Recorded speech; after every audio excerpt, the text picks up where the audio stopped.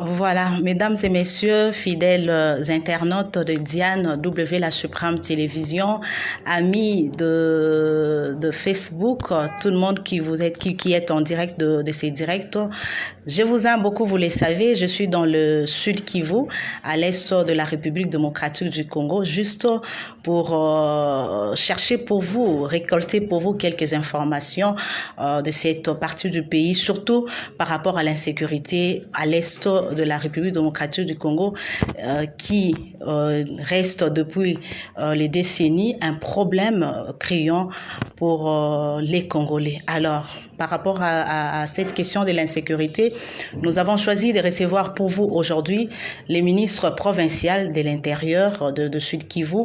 Avec lui, nous allons parler de l'insécurité dans toute la République démocratique du Congo. Il a peut-être quelque chose à émettre par rapport à cela, mais aussi plus précisément à l'est de la République démocratique du Congo, que vous connaissez, que le sang coule chaque jour. Et je suis à Bukavu, je suis témoin, je vois comment est-ce que le sang coule chaque jour à Bukavu, ici à l'est de la République démocratique du Congo. Il est déjà là avec nous sur ce plateau. Bonjour, Excellence. Bonjour, Madame la journaliste. Bonjour, Madame Diane. Vous allez bien? Ça va, par la grâce de Dieu, ça va. L'émission est en direct. Nous avons déjà quelques personnes en ligne. Pouvez-vous leur dire bonjour? Bonjour, messieurs les internautes, messieurs et dames les internautes. Voilà. Alors déjà pour commencer, monsieur le ministre, dites-nous un peu comment se porte la province du Sud Kivu d'une manière sécuritaire. Je crois que d'une manière générale, je peux dire que la situation sécuritaire de la province est relativement bonne. Évidemment, ça peut vous étonner dans la mesure où vous évoquez beaucoup de cas d'insécurité, mais j'ai dit que d'une manière générale, elle est bonne, la situation générale. Nous avons, malheureusement, je dois le dire, la situation des groupes armés.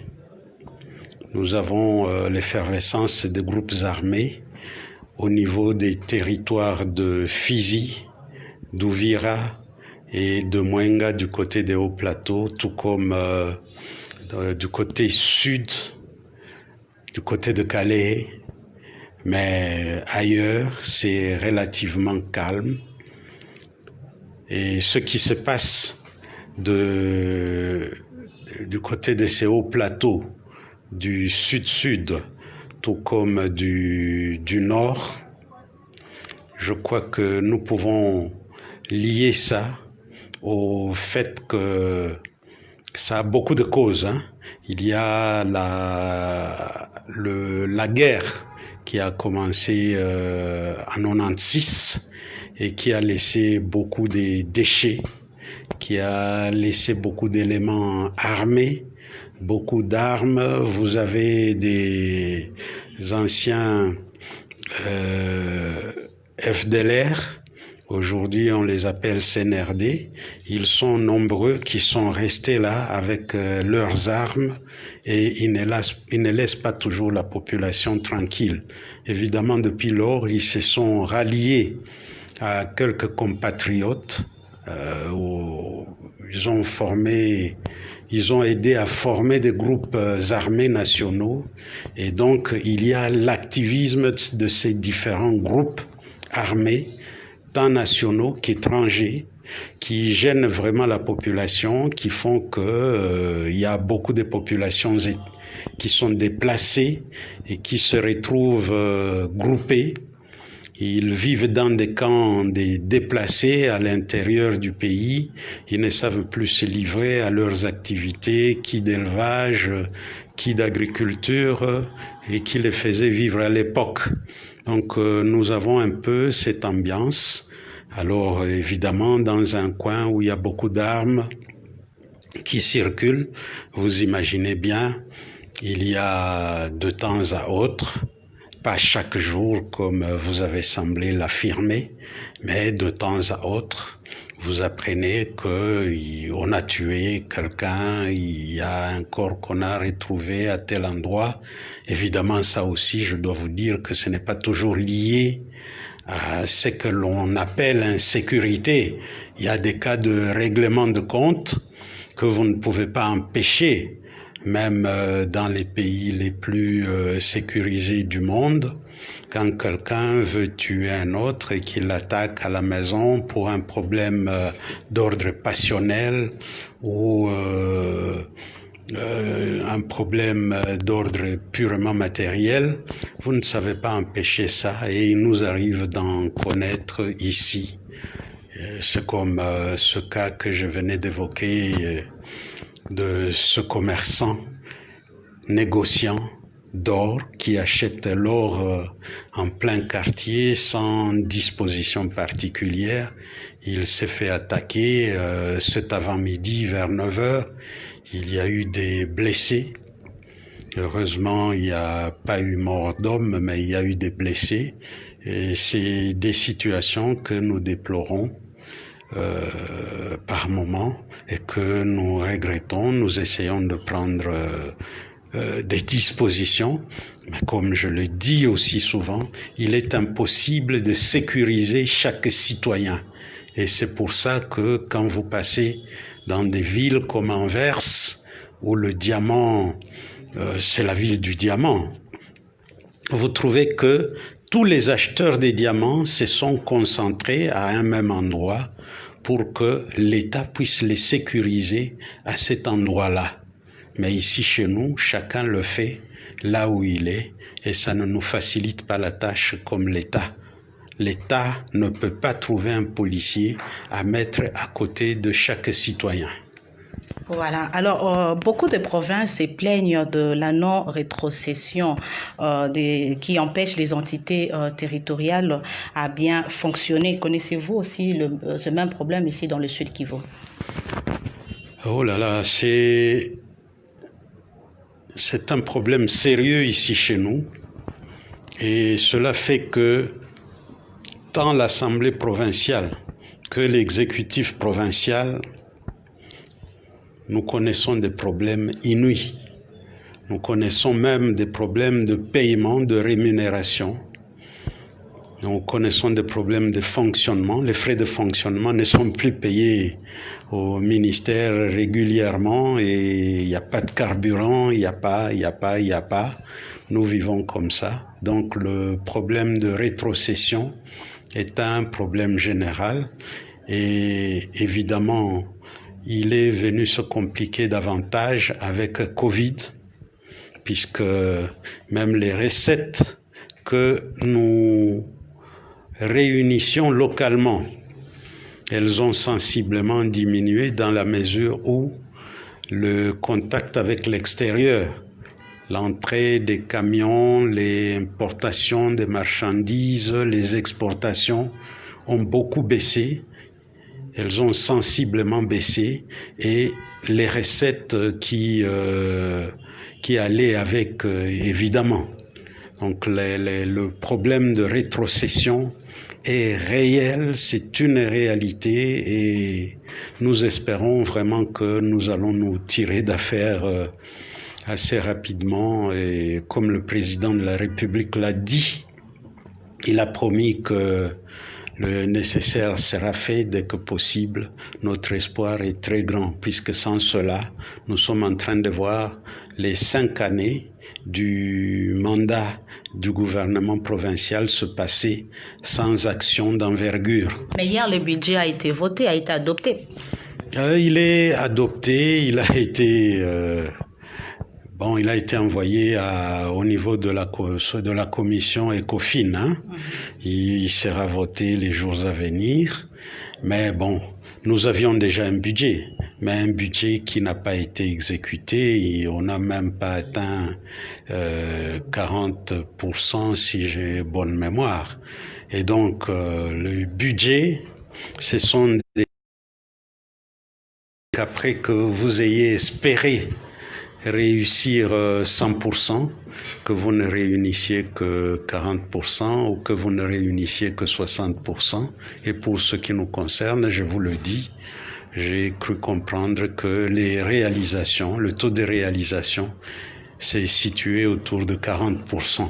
Et donc les 40%, ça va naturellement dans des dépenses obligatoires et on ne consacre presque rien aux investissements, ce qui n'est pas du tout ce que l'on peut souhaiter de la part d'un gouvernement provincial.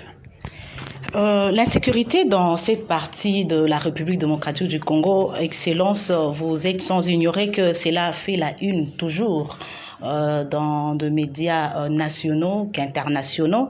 Jusqu'à quand le sang continuera à couler à l'est de la République démocratique du Congo? Si c'était à décréter, vous savez, j'allais décréter ça aujourd'hui. Malheureusement, c'est pas comme ça que les choses se font. Un mal, on le voit venir. Et quand il est là, pour le chasser, ce n'est pas facile. Nous sommes occupés à tout faire, à tout mettre en œuvre pour mettre un terme à cette situation d'insécurité que traverse la province du Sud Kivu. Et à ce sujet, nous bénéficions de l'appui du gouvernement central, nous bénéficions de l'appui du président de la République, mais aussi des partenaires comme la MONUSCO. Mais malheureusement, comme j'ai dit, arrêter, ça ne sera pas facile. Il faut le temps, il faut beaucoup de patience, il faut de l'endurance, et c'est de cette endurance que nous essayons de faire preuve de beaucoup d'imagination pour que les choses changent effectivement. Nous avons espoir que cela va se faire le plus rapidement possible et nous comptons beaucoup sur les efforts qui sont en train d'être faits, d'être annoncés au niveau du gouvernement central. Nous avons entendu le président de la République annoncer hier encore qu'il va y avoir une académie policière, qu'il va y avoir un centre de formation au niveau des forces armées de la République démocratique du Congo. Nous pensons que tout ça, c'est une bonne chose, mais il faut absolument faire aboutir la réforme et de l'armée et de la police, des forces de sécurité, mais la réforme doit être accompagnée aussi de l'amélioration des conditions de vie, des conditions pas seulement salariales, mais aussi en termes d'équipement, des éléments qui forment ou qui vont former la police, l'armée de demain, puisque avec ça, nous pouvons espérer avoir des résultats meilleurs. Ça, naturellement, c'est d'une part donc renforcer, avoir une police nationale républicaine qui soit dissuasive, avec beaucoup de moyens, mais aussi que ces gens soient bien payés. Mais à côté de ça, nous pensons que s'agissant des groupes armés qui sont là, il y a cette autre initiative qui est partie du Sud Kivu, le DDRC. Nous pensons que si cela est mis en place comme il se doit, et comme le président de la République l'a promis, nous pensons que conjuguer tous ces efforts ensemble avec la MONUSCO qui est en train de se retirer au fur et à mesure, mais qui devrait nous aider beaucoup plus en termes de formation, en termes d'équipement actuellement. Nous pensons qu'en multipliant ces efforts et en les conjuguant, il y a moyen d'arriver à des résultats qui peuvent conduire à beaucoup d'espoir de la part de la population, puisque, comme vous le savez, le DDRC, il s'agit de tous ces jeunes qui sont dans les groupes armés locaux, les groupes armés nationaux. si on peut les démobiliser et procéder à leur intégration dans la vie civile comme il se doit. Nous pensons que cela, conjugué avec la réforme de la police, la réforme de l'armée, un bon équipement, un bon accompagnement de la MONUSCO et du gouvernement central, nous pensons que les résultats peuvent être meilleurs. Ce sont des propositions, mais existe-t-il un mécanisme de collaboration qui vous permet de coordonner votre travail sur le terrain ici dans le Sud Kivu et le ministère des tutelles, c'est-à-dire le ministère de l'Intérieur national, sur le plan politique, logistique et même financier? Bon, vous savez, c'est ça. Je viens de vous dire que l'idée du DDRC est partie du Sud Kivu. Nous avons fait la proposition au Nord Kivu. Une réunion a été organisée ici à Bukavu. Le président de la République, son Excellence Antoine Félix Tshisekedi, était venu à cette réunion. Il a présidé et il a promis à cette occasion de soutenir cette idée du DDRC. C'est à cette occasion que la province de l'Ituri a également été admise à cette initiative. Et donc, je ne peux pas dire que les efforts ne sont pas coordonnés. Et ce n'est pas coordonné qu'au niveau du ministère national de l'Intérieur, mais je vous le dis, c'est au niveau du président de la République. C'est le président de la République qui accompagne lui-même cette idée du DDRC. Et donc, je pense que tous les espoirs sont permis. Il était à Goma il y a 2 mois, je crois. À cette occasion, il a annoncé qu'il avait déjà un certain crédit. Je pense il a parlé de 50-60 millions de dollars à l'époque. Nous pensons qu'avec tout ça, maintenant, la démobilisation pourra se faire et que d'autres moyens vont être trouvés, puisque nous avons quelques partenaires qui voulaient bien nous accompagner, mais qui disaient qu'un premier effort devait être fourni par le gouvernement central pour qu'ils puissent s'impliquer à leur tour. Donc nous pensons que, comme un long voyage commence par un pas, nous pensons qu'avec ce premier pas annoncé par le chef de l'État, les autres pas vont suivre et que nous allons vraiment voyager vers la paix qui ne sera plus un objectif mais qui va devenir une réalité. Avant-dernière question, Excellence, pouvez-vous nous dire avec toute honnêteté qui sont réellement les auteurs de cette tragédie à l'est de la République démocratique du Congo et qui en sont les tireurs de ficelle? Vous savez, c'est quelque chose que tout le monde connaît. Nous avons les hommes qui sont sur terrain, les combattants. Je vous ai parlé de groupes armés nationaux, mais aussi de groupes armés étrangers. Je pense que vous savez qu'on ne fabrique pas les armes en République démocratique du Congo. Donc, toutes ces armes nous viennent de l'extérieur. Donc, en dehors de ces personnes que l'on voit avec les armes en train de se tirer dessus, il y a les gens qui les approvisionnent en armes. Et ceux qui les approvisionnent en armes, il y a des nationaux, mais il y a aussi des étrangers. On nous dit que là où ils sont, ils ont des minéraux, ils vendent ces minéraux et contre ces minéraux, on leur remet des armes. Et c'est vrai que des fois, nous voyons des armes neuves qui ont été saisies sur terrain. Mais à côté de ça, il faut reconnaître aussi qu'il y a des étrangers. Nous apprenons que des pays étrangers dont les rebelles se trouveraient sur le territoire congolais envoient des fois des parties de leurs armées pour venir se battre, essayer d'obtenir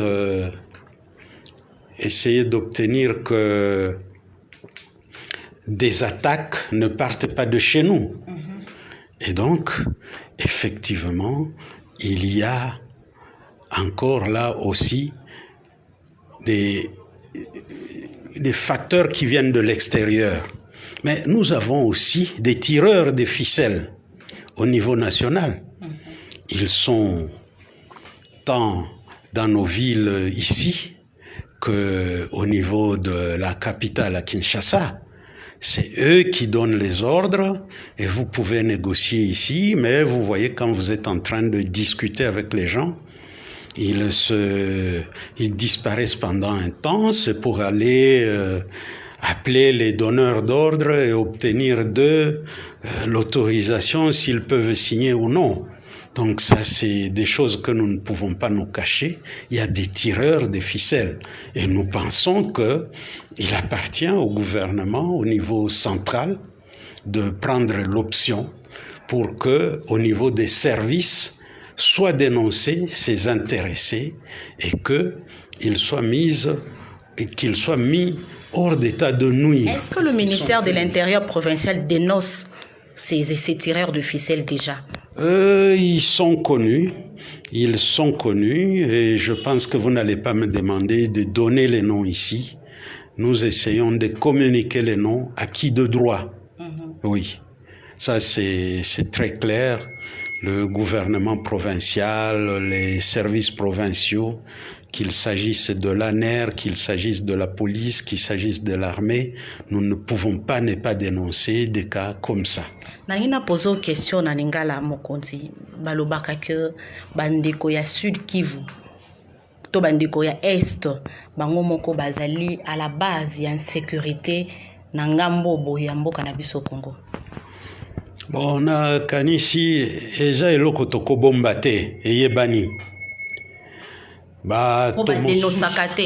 Bato mosusu bazali awa na Kivu, na Sud Kivu, na Nord Kivu, misusu pe na Kinshasa, baza ba tireur de ficelle.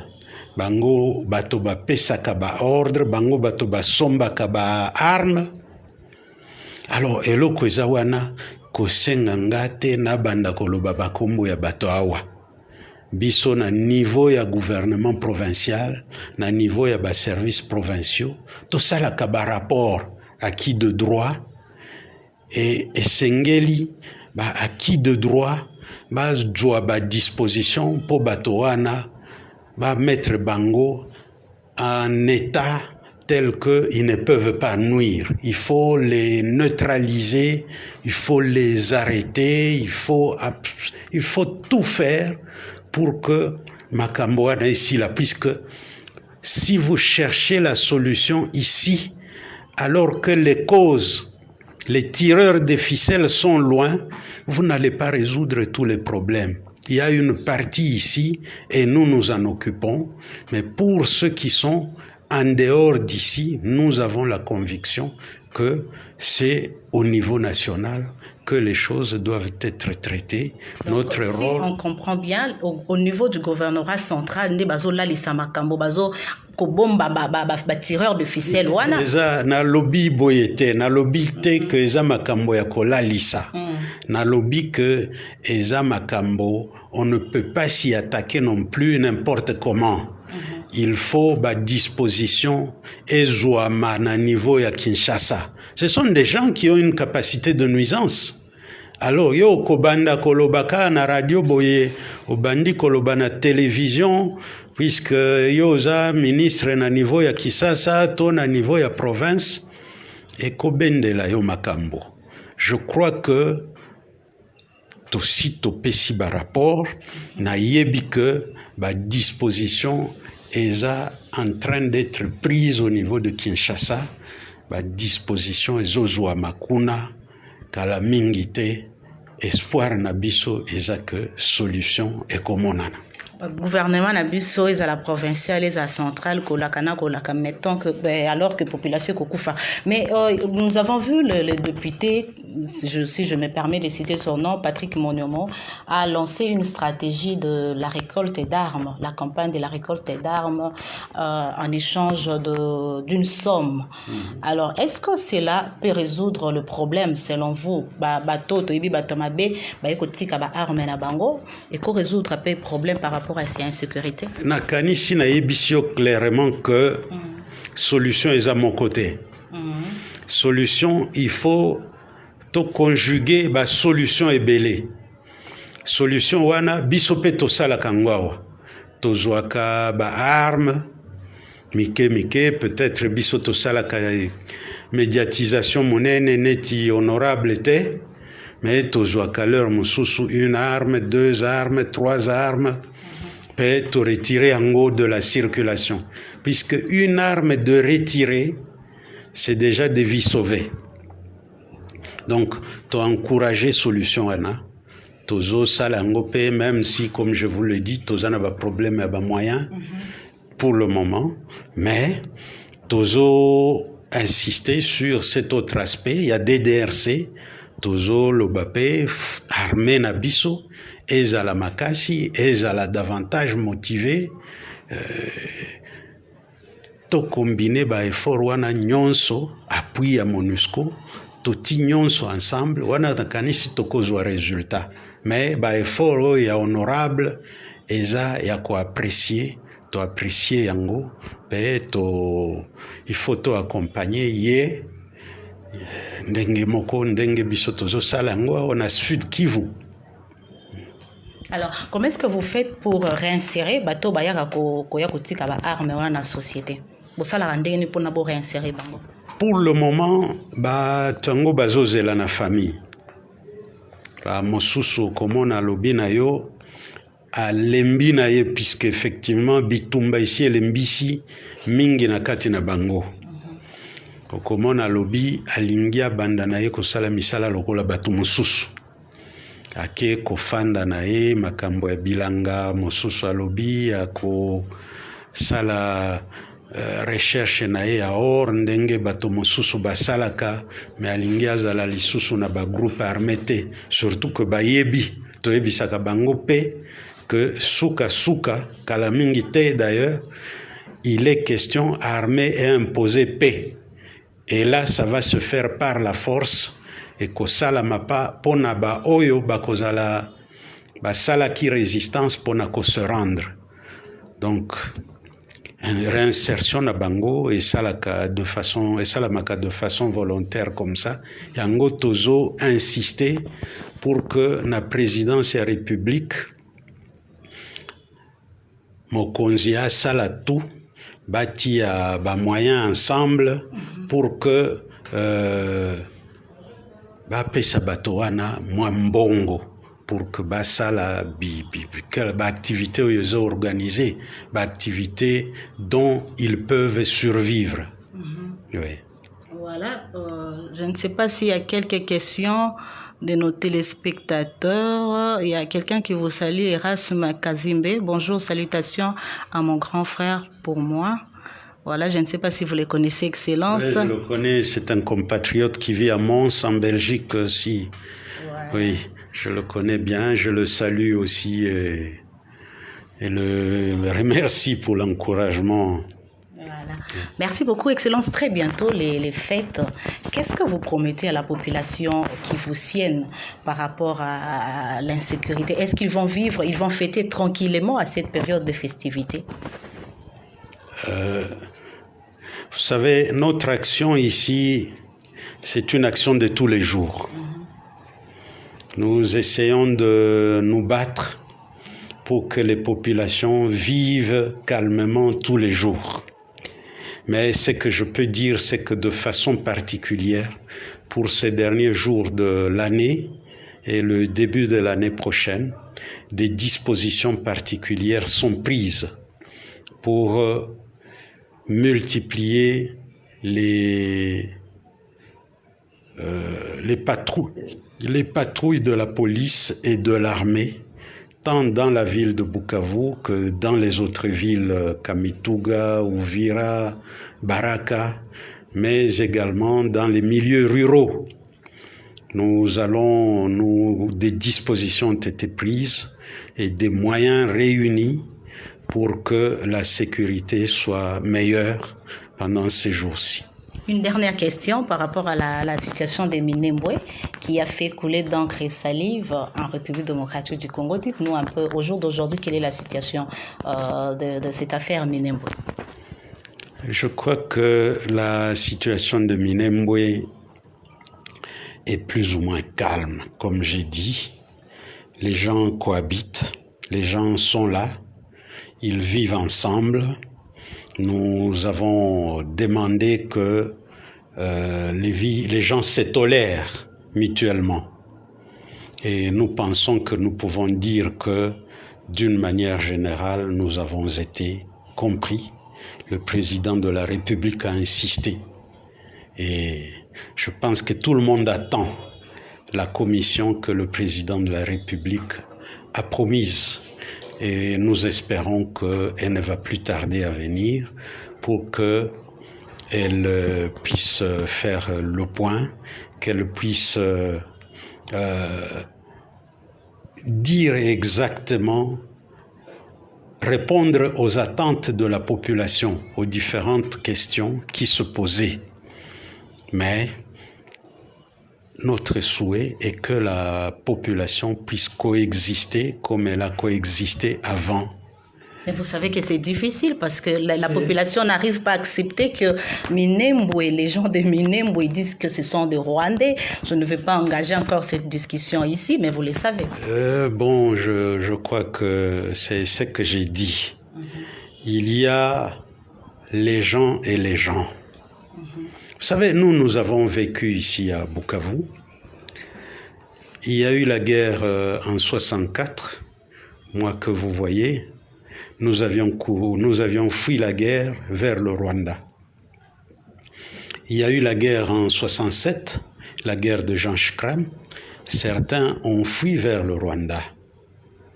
Bon, nous vivons ensemble depuis très longtemps et notre souhait est tout simplement que les gens puissent vivre ensemble. Ce sont des Congolais selon vous?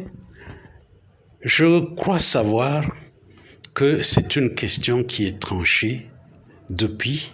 Il y a des Congolais parmi eux. Il y a peut-être encore ceux qui ne sont pas Congolais, mais la Constitution, les textes légaux ont tranché un certain nombre de problèmes.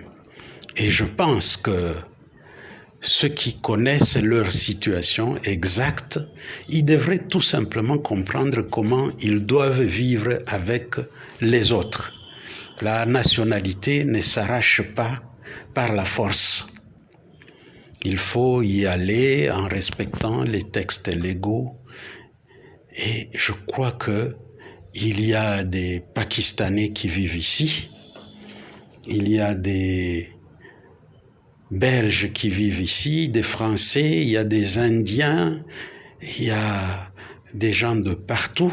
Nous sommes dans un monde mondialisé aujourd'hui et nous ne pouvons plus dire que nous allons vivre seuls sur notre territoire. Mais il est question tout simplement que les uns et les autres, nous comprenions que nous devons coexister paisiblement et faire le travail en respectant les textes légaux, en respectant le gouvernement national. Alors, d'aucuns se posent des questions de la précipitation du ministre, puisque je vous ai dit, je vous pose quand même directement cette question de l'installation du ministre de l'Intérieur, Azarias Souroubero, d'installer cette partie du pays comme commune rurale. Pourquoi cette précipitation, selon vous? Madame, je ne vais pas répondre à cette question. Je crois que je vous ai dit que le président de la République a pris cette question en main. Et il ne m'appartient pas de le contredire. Il ne m'appartient pas de me mettre à l'embarrasser aujourd'hui. le président de la République va envoyer une commission. La commission va examiner la question dans sa globalité. J'étais encore à l'Assemblée provinciale la semaine passée. Les députés provinciaux m'ont posé plus de 125 questions sur cette question des Minembwe. Et au sujet de cet aspect que vous évoquez, j'ai dit qu'il appartenait au président de la République de nous envoyer la commission. Et nous autres citoyens originaires du Sud Kivu et non originaires du Sud Kivu, je nous inviter à la patience en espérant que cette commission va aboutir à des conclusions que le président de la République va traduire en décisions et que ça sera sûrement des décisions en faveur de la population. Il ne faut pas m'interpréter mal, j'ai dit en faveur de la population, c'est-à-dire de l'ensemble de la population, puisque le président de la République, c'est le président de tout le monde. Voilà, quel est votre dernier mot? Parce qu'il y a des gens qui nous suivent, au peuple kivusien et aussi au peuple congolais. Je peux terminer par ce que je viens de dire. Inviter tout le monde à la patience et espérer que nous allons attendre les décisions qui vont être prises par le président de la République, son Excellence Félix Antoine Tshisekedi, quand lui seront remises les conclusions de la commission qu'il va envoyer ici sur terrain. Pour le reste, je crois que la population est fatiguée par la guerre, elle veut la paix, elle veut se remettre aux travaux des champs et autres. Nous sommes au tout début de la saison culturelle. Il faut que les gens aillent cultiver. Les gens d'ici n'ont jamais vécu d'aide comme c'est devenu le cas aujourd'hui. Qu'on nous laisse travailler, ceux qui élèvent, qu'ils élèvent, ceux qui cultivent, qu'ils cultivent, ceux qui veulent s'adonner à la recherche des minéraux, qu'ils le fassent, mais il n'est pas question qu'on continue à nous imposer la guerre par des gens qui vivent loin, à Kinshasa, à Bukavu, ici en paix, alors que les gens sont en train de mourir dans les hauts plateaux, les hauts et moyens plateaux de Fizi, Uvira, Mwenga, Calais. Qu'on nous laisse la paix, nous en avons besoin. Voilà, il y a quelques salutations. Il y a M.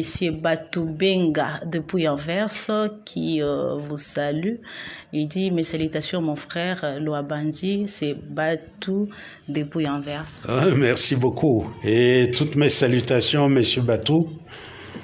Il y a longtemps qu'on s'est vu, mais je pense qu'on se verra prochainement. Dès que le temps le permet ici, je vais passer là-bas. Et j'ai gardé de très bons souvenirs des moments que nous avons passés ensemble. C'est un grand marin congolais qui vit à Anvers. Il a fait l'école de marine et voilà.